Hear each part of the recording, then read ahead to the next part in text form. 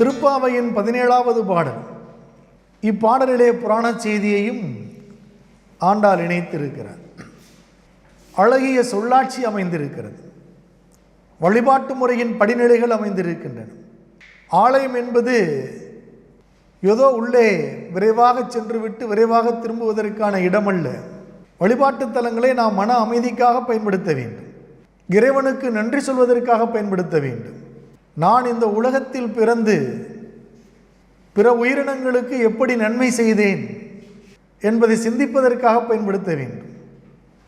என்னை அறியாமல் செய்த பிழைகள் என்ன, அந்த பிழைகள் எல்லாம் இனிமேல் வராமல் என்னை நீ காக்க வேண்டும் என்று இறைவனிடம் வேண்டிக் கொள்வதற்காக பயன்படுத்த வேண்டும். இதுதான் ஆலய வழிபாடு. வழிபாட்டு தலத்திலே எந்த இடத்தில் அமர்ந்து கொண்டும் நாம் இறைவனை எண்ண முடியும்.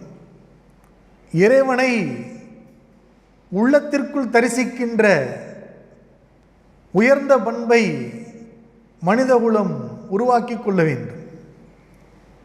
அதுதான் உண்மையான இறை வழிபாடு.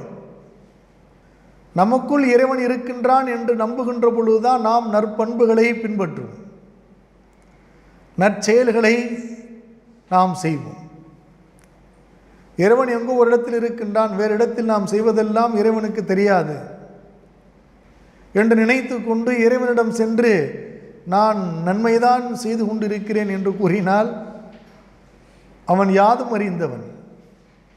மனிதர்கள் அத்தனை பேரும் நன்மைதான் செய்கின்றார்கள் என்றால் இந்த உலகத்தில் உயிரினங்கள் பல பட்டினியில் கிடந்து இறப்பது ஏன்?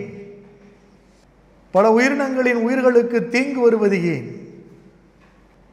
இவையெல்லாம் நாம் மனித மாண்புகளை இழந்துவிட்டு வாழ்ந்து கொண்டிருக்கின்றோம் என்பதற்கான சான்றுகள்.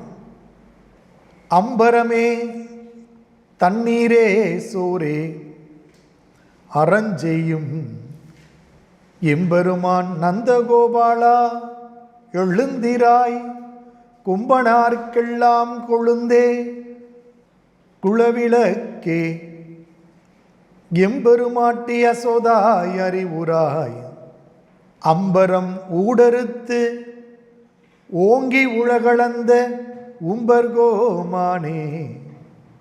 அம்பரம் ஊடறுத்து ஓங்கி உலகளந்த உம்பர்கோமான் தான் புராண செய்தி.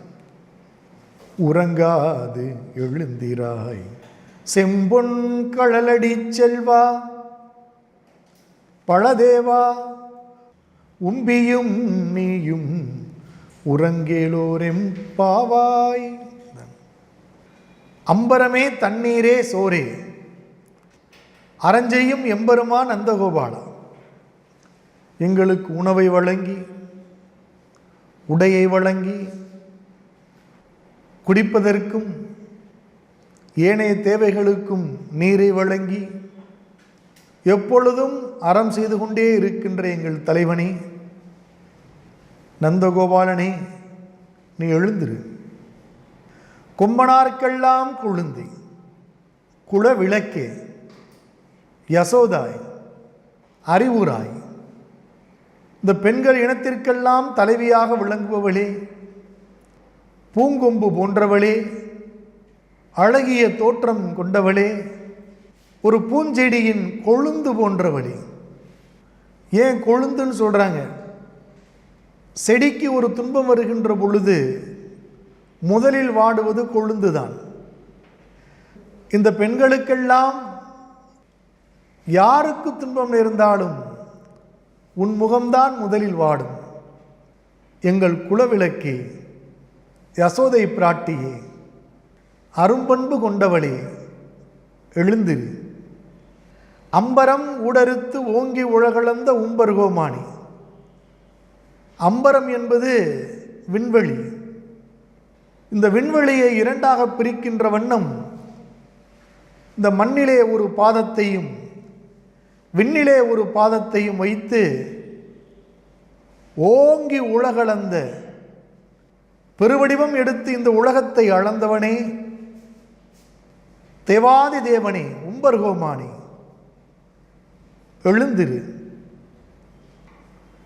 எப்படி ஓங்கி உலகளந்தான்? மாவலி சக்கரவர்த்தியினுடைய கர்வத்தை உணர்த்துவதற்காக,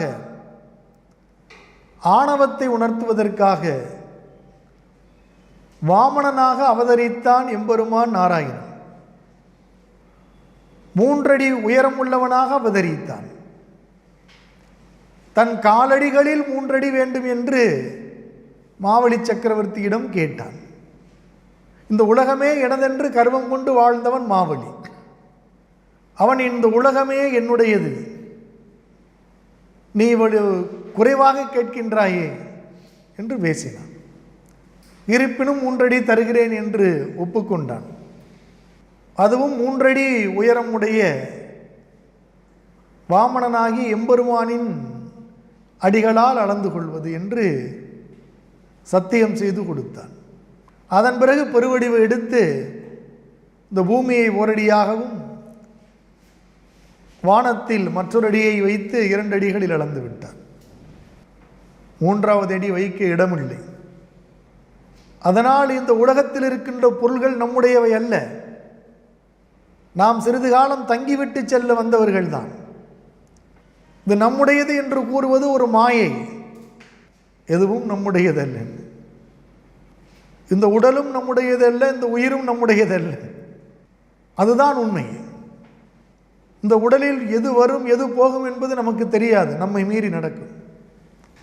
இந்த உயிர் எப்படி வந்தது எப்படி போகும் என்பது யாருக்கும் தெரியாது. எங்கே போகும் என்பதும் யாருக்கும் தெரியாது. நமக்கான உடலும் உயிரும் அப்படி என்றால், இந்த உலகில் இருக்கின்ற ஏனைய பொருள்கள் நம்முடையவை என்றால் அது மாயைதான். சிறிது காலம் சொல்லி திரியலாம். வாய் இருக்கிறது, வார்த்தைகள் இருக்கின்றன, நான் என்ற அகந்தை கொண்டு நம்மால் பேச முடியும், ஆணவத்தோடு கூற முடியும், அடுத்தவர்களை துன்புறுத்த முடியும்.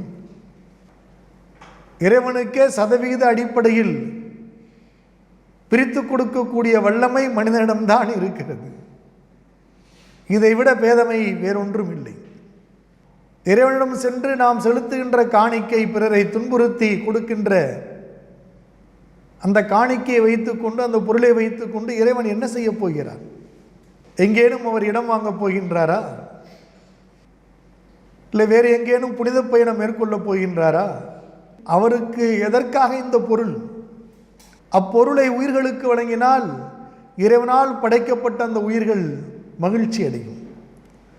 அந்த மகிழ்ச்சியில் நாம் மனநிறைவு அடைய முடியும். அதனை இந்த மனித உயிர்களுக்கு உணர்த்தத்தான் உன்னுடையதென்று எதுவும் இல்லை, ஒவ்வொன்றும் என்னுடைய பாதங்களில் அடங்கி விடுகிறது.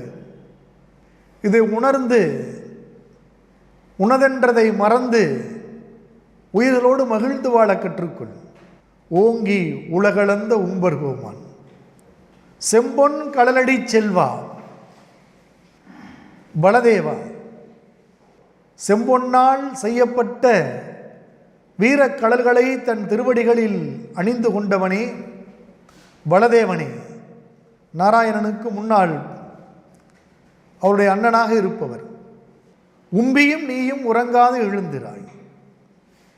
நீயும் உனது தம்பியாகிய எம்பெருமா நாராயணனும் எழுந்திருப்பீர்களாக.